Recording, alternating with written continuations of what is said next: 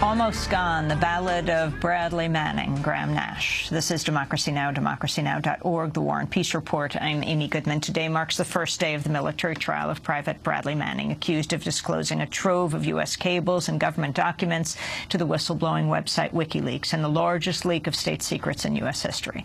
Bradley Manning's 25 years old. He's already pled guilty to misusing classified material he felt, quote, should become public, but has denied the top charge of aiding the enemy. For much of the last 3 years since his arrest, Bradley Manning has been kept in harsh military detention, including many months in solitary confinement, prompting the UN's top torture expert to criticize the U.S. for cruel and degrading treatment. He could face life in prison, possibly the death penalty. On Saturday, hundreds of protesters gathered outside the barracks in Fort Meade, Maryland, where the trial will be held, to show their support for Manning. Protesters included Pentagon Papers whistleblower Daniel Ellsberg.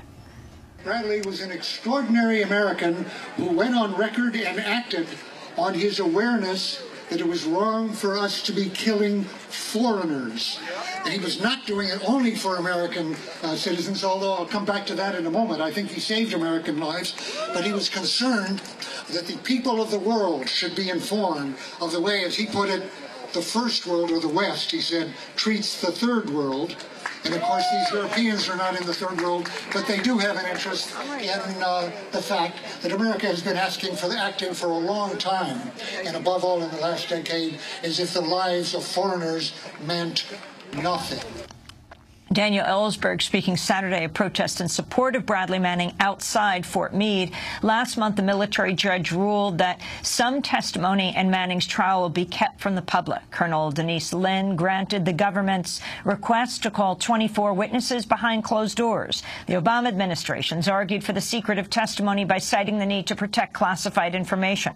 The trial begins today, is expected to run to the end of August. A leaked audio recording emerged earlier this year of the statement Manning delivered at his pre-trial hearing at Fort Meade in February. Manning acknowledged he gave the classified documents to WikiLeaks and explained what he wanted people to learn from his revelation. It is not an easy, clear recording, so listen carefully. I want the American public to know that not everyone in Iraq and Afghanistan were targets that needed to be neutralized, but rather people who were struggling to live in the pressure cooker environment of what we call asymmetric warfare.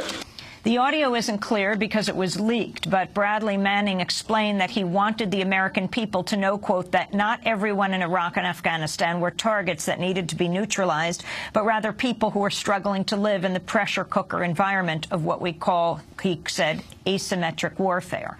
Well, to talk about the trial, we're joined by two guests. We're going to begin at Fort Meade, at the trial site, by Kevin Gosztola.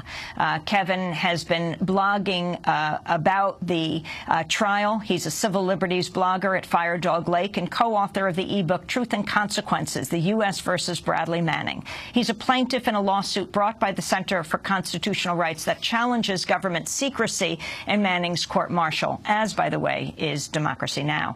Kevin, welcome back to Democracy Now! Explain today, this morning, what exactly is happening at the trial. It was very unclear what would happen for the journalists, for how this trial will be covered.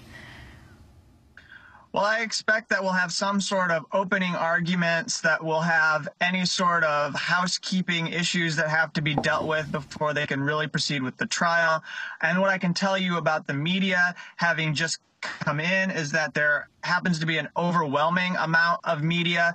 I don't think that the military were prepared to handle as many cars as were coming, even though they granted 70 requests. And the number was that there were about 350 or so requests that were put into the military for credentials, and you've had people turned away and denied access. Importantly, for this issue of the media, you've got the story of this this crowd-funded court reporter or stenographer that Freedom of the Press Foundation funded, happens to actually be is going to be using the credentials of the Bradley Manning Support Network in order to be covering the proceedings today. I just want to say, Kevin, you're reporting to us from your car right outside the proceedings. Explain what is at stake today and what you expect will happen in this first day of the trial. Well, there's a lot that I'm going to find out here when I get off of this segment with you, because I have not received the morning briefing. The military did not advertise what exactly the first day is going to be about. But what I can tell you from my experience covering this since December 2011, because this has been one of the longest court-martials that I've ever, it seems fairly long, and the first day, we don't know exactly what's going to happen. They'll establish the business, and what we know is that there's probably going to be some kind of an entering of the charges. Manning probably will be read his rights. I think that the first day could be pretty standard, and maybe the word would be perfunctory. Among the protesters outside Fort Meade, Maryland, on Saturday was Sarah Shourd. She was jailed for 14 months in Iran after she and two other Americans, Shane Bauer and now her husband, who is now her husband, and Josh Fatal, were detained by Iranian border forces on July 31st, 2009, for allegedly hiking across the Iraqi border into Iran, which they don't believe is the case. She spoke to Al Jazeera from the protest. My name is Sarah Shourd. I'm an author and an advocate against the use of solitary confinement, and I was held as a political hostage by the Iranian government for 410 days in solitary confinement, along with my now husband, Shane Bauer, and my friend, Josh Fatal. Bradley Manning doesn't deserve to be in prison, and I know what it's like to sit in a prison cell and know that you don't deserve to be there. Bradley Manning was held for 9 months in extreme conditions of solitary confinement, very similar to my own conditions in Iranian prison. We were both under lockdown 23 hours a day, under sensory deprivation. There's really no way to describe the depth of loneliness. You really just have to get through one day at a time, and every day is a monumental task. The fact that people are coming out for Bradley Manning, and I'm sure he knows about it, word will get to him, I'm sure will give him the strength that he needs. How do we wish you free? And help remind him that a lot of people really appreciate what he did for our country and for the world. It's a level of bravery and heroism that really takes me aback. Bradley Manning is a modern-day hero, and the Obama administration is on the wrong side of history when it comes to the persecution of Bradley Manning. We're also joined right now by Chase Madar. He is the author of The Passion of Bradley Manning, the story behind the WikiLeaks whistleblower, and he's blogging about the Manning trial for The Nation magazine. He'll be covering the court-martial from the courtroom next week. He is with us right now. Also, a plaintiff in the lawsuit, along with Democracy Now!, Fire Dog Lake, and others brought by the Center for Constitutional Rights that challenges government secrecy in Manning's court-martial. Chase, the significance of what is happening today. Well, the court-martial of Bradley Manning is really the last ugly chapter of our sordid and ugly Iraq war.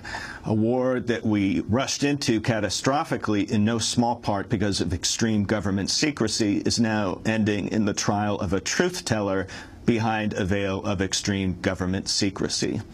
Now, none of the CIA torturers, much less Bush and Cheney, were put on trial, but Washington has finally found a scapegoat in a young Army private who leaked these important documents. Now, to put things in perspective, this is the biggest security breach in U.S. history, but it's also less than 1% of what Washington classifies in a given year.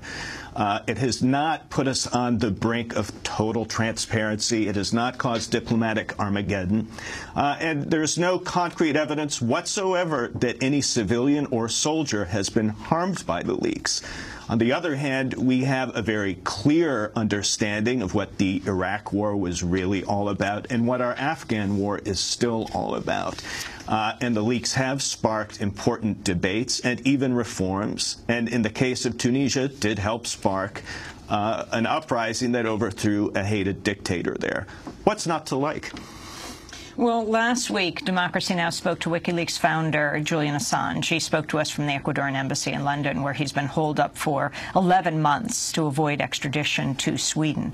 He fears that from there, he would then be extradited to the United States, where he fears a grand jury has secretly indicted him for publishing the diplomatic cables leaked by Bradley Manning. Assange talked about the implications of Bradley Manning's trial. He's also facing a quite decent chance of life imprisonment. And the life imprisonment charge comes from a very new ambit claim of the Pentagon, that is, and the Department of Justice, that is communicating with a journalist, is communicating to the public, is communicating to Al-Qaeda. And there's no allegation that Bradley Manning intended to communicate to Al-Qaeda. The only allegation is that he indirectly did so as a result of communicating with journalists who communicated to the public. If that precedent is allowed to be erected, it will do two things. Firstly, it means it's a potential death penalty for any person in the military speaking to a journalist about a sensitive matter. Secondly, it also embroils the journalist and the publication in that chain of communicating, they would say, to the enemy, and therefore making them susceptible as well to the Espionage Act, which also has capital offences. And that is part of the US. That latter part is part of the US attack on WikiLeaks, including myself. That was Julian Assange speaking to Democracy Now! Last week from the Ecuadorian embassy. Ecuador has granted him political asylum, but the British government threatens to arrest him if he steps foot outside the embassy to try to go to Ecuador. Meanwhile, a New York Times op-ed suggested when government secrets are leaked, responsibility lies with the whistleblower alone, not the media that publicized their leaks. Max Frankel, the New York Times Washington bureau chief during the Pentagon Papers leak, said, quote, "When the government moved to prosecute Ellsberg, we felt no obligation to assist him. He was committing an act of civil disobedience and presumably knew that required accepting the punishment. We were privately pleased that the prosecution overreached and failed, but we did not consider ourselves his partner in any way." Chase Madar, your response.